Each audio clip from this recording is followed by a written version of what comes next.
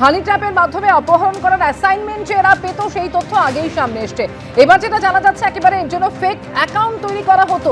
গোটা বিষয়টি কিভাবে চলতো এবং কোন কোন অ্যাপের সাহায্য নেওয়া হতো।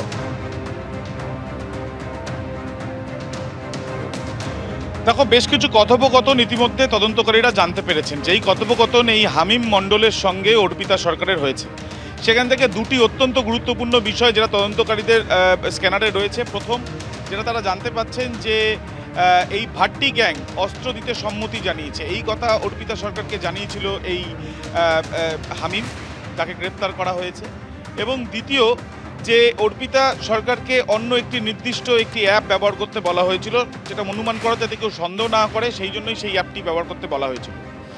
এই যে দুজন, তারা ওতপ্রোতভাবে ভাট্টি গ্যাংয়ের সঙ্গে তাদের যোগ রয়েছে, যেটা তদন্তকারীরা তদন্ত করতে গিয়ে জানতে পাচ্ছেন। এই দুজনের মধ্যে অর্পিতা সরকার, সে যে হানি ট্র্যাপ সে করার একটা প্রচেষ্টার মধ্যে রয়েছে বা চালাচ্ছিল, যেটা তারা জানতে পাচ্ছেন সেটা কিভাবে, যে প্রথমে ভিকটিমকে ভরসা জাগিয়ে তারপর তাকে অপহরণ করে খুনের একটা প্রচেষ্টা তারা করতে পারে, সেই বিষয়টাই তদন্তকারীদের বিভিন্ন তথ্য প্রমাণ দেখে তাদের অনুমান। এবং এই যে হামিম মণ্ডল, যার আরেক নাম হামিম ফুয়েগো, এই হামিম মণ্ডলকে তার একটি আস্তানা যেটা রয়েছে হাওড়াতে, হাওড়া পিলখানার কাছে, সেখানে বেশ কিছু প্রিন্টিং থেকে আরম্ভ করে বেশ কিছু স্ট্যাম্প এবং আইডি কার্ডও সেখানে বানানো হতো, স্মার্ট আইডি কার্ড।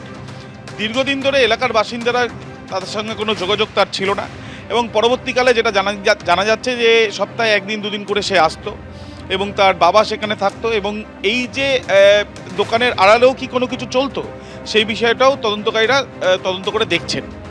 এই যে হামিম মণ্ডল, তার সঙ্গে তার যে মোবাইল ফোনটি উদ্ধার করা হয়েছে, দুটি নাম্বার রয়েছে সেখানে, এবং এই দুটি নাম্বারে যে বেশ কয়েকটি যোগাযোগ রয়েছে, সেখান থেকে দেখা যাচ্ছে যে পাকিস্তান যে কোড ব্যবহার করে ফোনের, অর্থাৎ +92, সেই কোড ব্যবহার করা বেশ কয়েকটি নাম্বারের সঙ্গে যোগাযোগ হয়েছে, এবং সেখানে উজের, আবিদ এবং তার সাথে সাথে হামিদ, এই ধরনের বেশ কিছু ব্যক্তি, যাদের মধ্যে এই আবিদ এবং হামিদ এরা দুজনেই সরাসরি আইএসআইর সঙ্গে তাদের যোগ রয়েছে বলে অনুমান তদন্তকারীদের।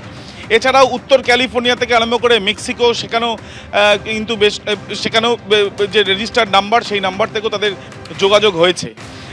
যেটা তদন্তকারী আধিকারিকরা মনে করছেন যে এই সমস্ত বিষয় শুধুমাত্র যোগাযোগ যেটা হচ্ছিল, দীর্ঘদিন ধরে এই যোগাযোগ চলছিল, এবং এই যোগাযোগের পর কিছু একটা প্ল্যানিংও তারা ছিল, এবং সেই প্ল্যানিংয়ে মূলত যেটা মনে করা হচ্ছে যে রাজ্য এবং কেন্দ্রের বেশ কিছু নেতাও এই টার্গেটে ছিল বলে তারা অনুমান করছেন। একেবারে আবির সঙ্গে থাকো। অর্থাৎ এসটিএফ এর হাতে একের পর এক তথ্য উঠে আসছে এই হামিম মণ্ডল এবং তার বান্ধবী অর্পিতা সরকার সম্পর্কে। বিভিন্ন রকমের অ্যাপের এরা সাহায্য নিত, সোশ্যাল মিডিয়া হ্যান্ডেল ব্যবহার করত, হানি ট্র্যাপের জন্য সোশ্যাল মিডিয়ায় ফেক অ্যাকাউন্টও বানাতো এই অর্পিতা।